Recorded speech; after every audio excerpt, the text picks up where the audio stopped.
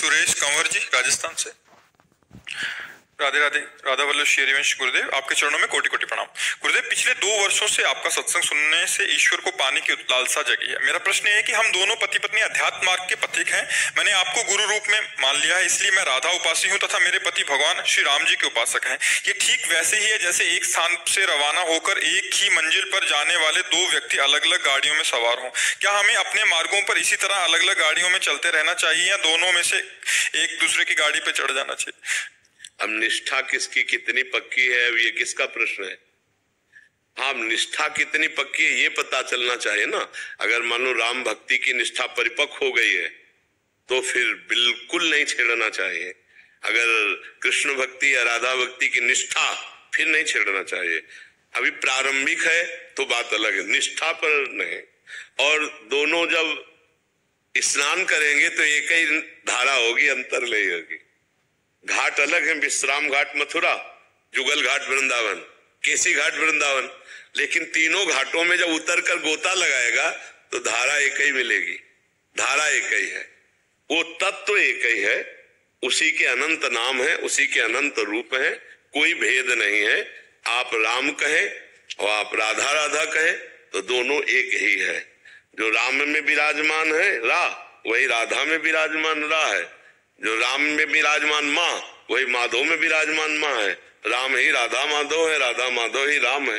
राधा माधव का साठ तो राम ने राधा का रा ले लिया, माधव का माँ, तो क्या हुआ?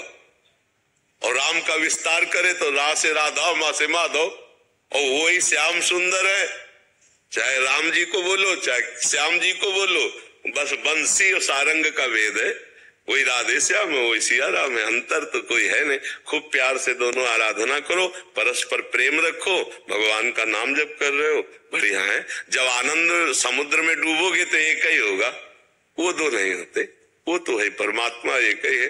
वही राधे श्याम है, वही सीताराम है, कोई अंतर नहीं है। खूब आराम से भजन करो, भेद बुद्धि न रखो, वही परमात्मा। हाँ, प्रारंभिक हो फिर एक ही आराधना हो तो और आनंद आ जाए।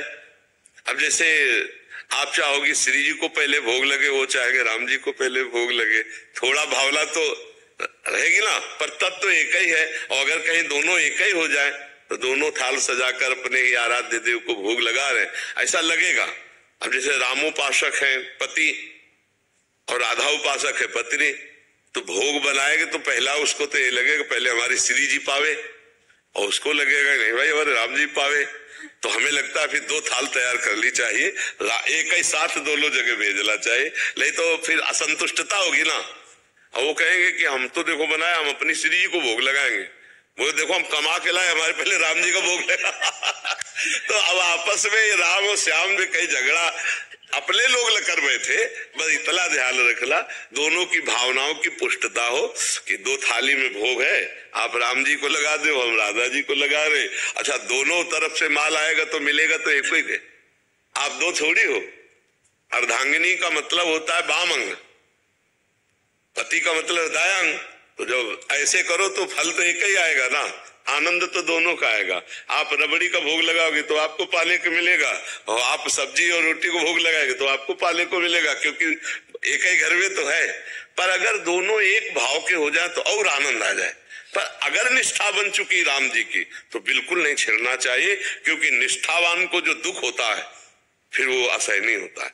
जैसे होता है ना निष्ठा, अब राम जी से प्यार अंदर से जागृत हो चुका है तो जन्म जन्मों के न जाने कितने पुण्यों का फल हुआ है, अब नहीं तोड़ना। कोई गलत थोड़ी है जो, तो फिर पत्नी आप हो तो आपको सहयोग करना चाहिए राम उपासना में, कि आप खूब करो मैं आपका सहयोग करूंगी, पर हमारे हृदय में राधा किशोरी जी के प्रति जो प्रेम है मैं उसको भी नहीं छोड़ूंगी।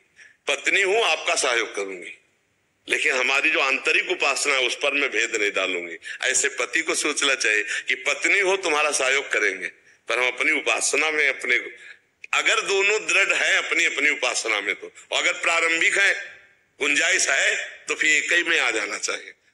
अगर नहीं निष्ठा बन चुकी है तो फिर नहीं छेड़ेंगे, क्योंकि हमें पता है चाहे शरीर पूरा कर दिया जाए निष्ठा नहीं छोड़ी जा सकती।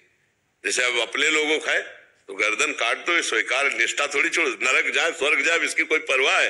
हाँ, प्रभु से संसार में प्यार करने वाले तो कुछ सोचते नहीं, ओम प्रभु से प्यार किया, हम सोचे अब प्रीति न काहू की कान विचारे, मार्ग अपमार्ग विथिकित मन को अनुसरत निवारे, ज्यो सरिता सावन जल उमगत सन्मुख सिंधु सिधारे। जब भगवत प्रेम की बाढ़, तो जैसे यमुना जी बढ़ती सावन में तो किसी को रोके रुकती है, समुद्र की तरफ जा, ऐसे मन प्रभु की तरफ भाग पड़ता है। ये कितने गर्व की बात है कि जब हमारा हृदय कहे हम राम जी के हैं, हमारा हृदय कहे हम श्याम जी के हैं, हमारा हृदय कहे हम राधा जी के हैं, कितने गर्व की बात है। नहीं तो माया में समय सब नष्ट हो रहा है। ये तो पवित्र हृदय, जिनके हृदय में गर्व होता है। अस अभिमान जाई जन घोरे, मैं सेवक रघुपति पति मोरे। तो ये दोनों आनंद की बात है, खूब आनंद करो, झगड़ा मत करना। बस भक्ति में झगड़ा नहीं होना चाहिए।